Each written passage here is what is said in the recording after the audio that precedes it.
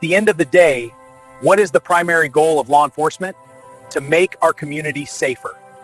And I think most reasonably minded people would agree that that should be the mission of local law enforcement, to help make their communities safer. Safer places to live, work, and play, and to raise a family.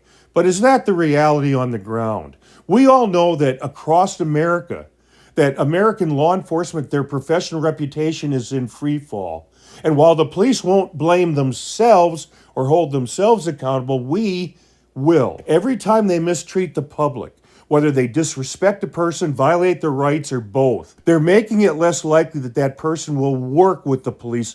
The less likely they'll pick up the phone to report suspected criminal activity, where before, maybe, they were willing to do that. Police cannot have it both ways. You cannot violate people's rights and disrespect them and then expect them to want to actually deal with law enforcement. And what do I mean by deal with law enforcement? You know, to report crime, to give information about a crime, or to be a witness in a criminal proceeding against an actual criminal. You see, that's the system, the way it's supposed to work in harmony. When the police actually understand their role and they have a basic understanding of their authority, so they don't act outside the scope of their authority and turn into nothing but tyrants. And even when the police are acting within the scope of their authority, don't intentionally disrespect anyone in the community, because when you disrespect one, you disrespect all. By their own words and deeds, officers who disrespect the public and violate their rights, and their bosses who allow them to get away with it,